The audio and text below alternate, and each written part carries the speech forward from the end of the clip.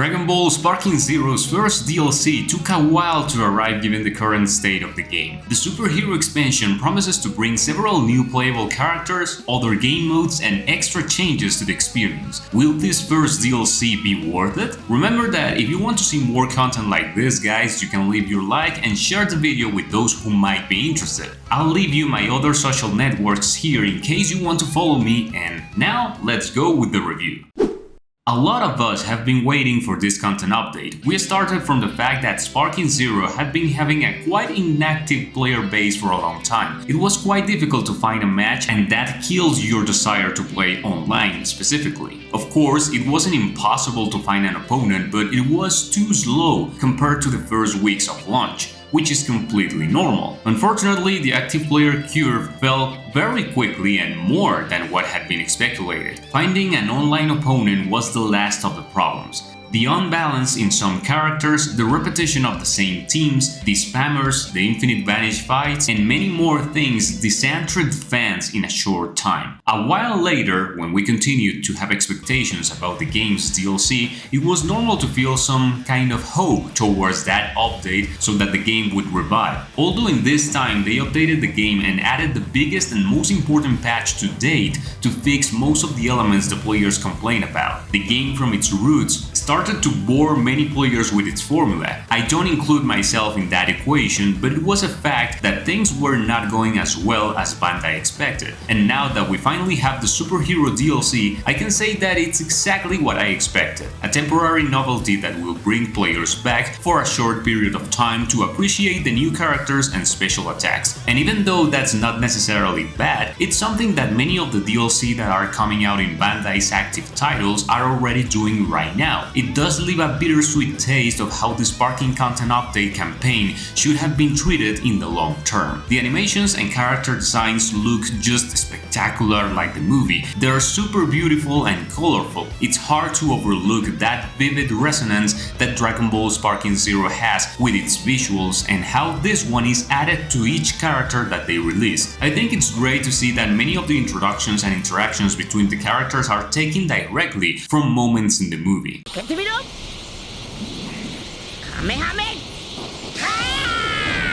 Honestly, I would have preferred that both the base Gohan and the Super Saiyan had a different ultimate. In fact, it was a quite big disappointment because if I recognize anything in this game when it just came out, it was its willingness to make a unique moveset for each character, taking into account the references of the movements from previous games in the saga and also creating quite good new ones. They didn't want to go the easy way, but for some reason, here they did. It's the same generic Kamehameha and the same finishing animation of the special beam cannon of Orange Piccolo and Beast Gohan. On the other hand, I love that they put the care that was needed in other parts of the moveset, like the grabs with unique interactions with some characters. Speaking explicitly about Beast Gohan, it has a good design, sticking to the most attractive visual styles of the movie, highlighting those elements that generate the most that memory of the movie and the first time we saw this power up. Although I was left with a bittersweet taste that the special beam cannon was a rush attack and not a conventional key technique to be able to make beam struggles with it. I think they didn't think much about that, and they took away that possibility. Although, of course, the special beam cannons could never be classed in the original Tenkaichi, but still, you could do that favor to the community if you sought so much for the approval of the players through fan service. And there are little things that show some love for the material, like the Red Ribbon Army suit for Piccolo, the one he uses in the movie to infiltrate the enemy facilities, or for example the transformation animations completely traced from the movie, those of Definitive Gohan and Beast Gohan as the most notable for me. There are also unique interactions like when Gamma 2 does the ultimate on Cell Max. It's like a sort of dramatic finish that shows a slightly longer scene with the power-up of this suicide technique. In the end, it doesn't mean that you kill your opponent, but this ultimate does a lot of damage, 24,000 in total if you do it this way. But then they slip again down the ugly path of recycling. I don't know why sometimes it convinces and sometimes it doesn't. There are nuances of affection, but the whole panorama gets dirty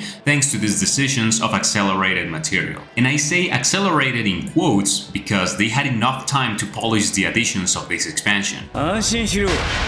ただでかくなっただけだ。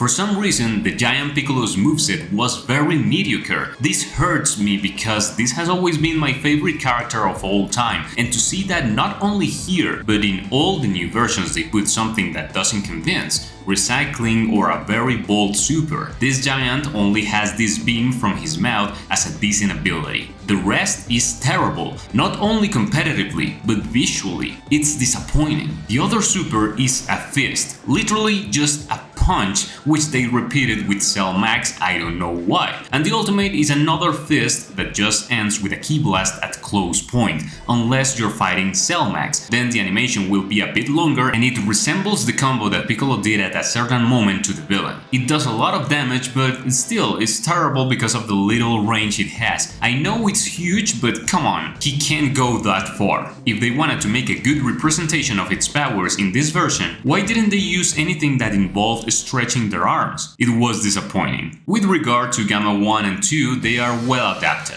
Both show part of their moveset that references the best moments in the movie, especially Gamma 2 by taking part of the protagonism for his sacrifice in the final battle. On the contrary, Gamma 1 seems a bit irrelevant to me, with a ki wave and a rush attack that are somewhat forgettable, not to mention that his ultimate is basically Gamma 2 entering the scene to steal the show again. And well, I feel that Cell Max has the ki charging aura and the most beautiful style visually speaking. Something important to highlight is the new game mode, which is only a challenge in which you face a CPU opponent with a quite high difficulty level in order to obtain exclusive rewards. Although this will only be available for a limited time and then it will be decided if they leave it permanently.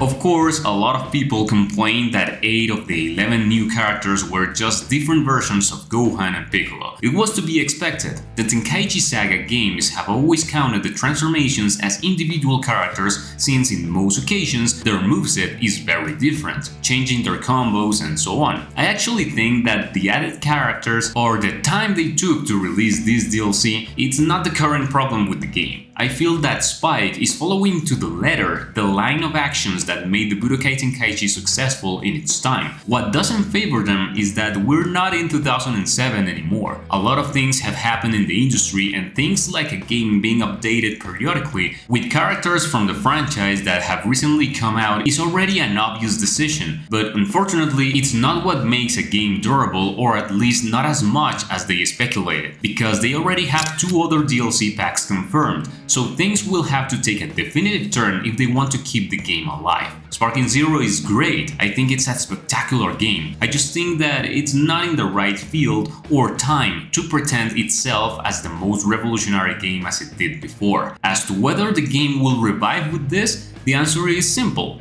Yes, it will. But for a couple of weeks, unfortunately. For this title to have the expectation of active players that it's looking for, it doesn't have to add more things to the formula that people are not accepting, but change the formula from the roots, something that is extremely complicated once the game has already been launched. Although for me, they should not do it. Guys, let me know in the comments what you think of this first DLC. I will be aware of your contributions. I hope Sparking Zero receives the love it deserves and you stop worrying so much about whether or not it has that quantity of players on Steam. Don't worry that much about toxic online matches and enjoy the new things of the game with your friends. That's what you guys should do. That's what the Tenkaichi Saga was made for. That was all for today, guys, and I'll be watching you in the next video. Take care and see ya.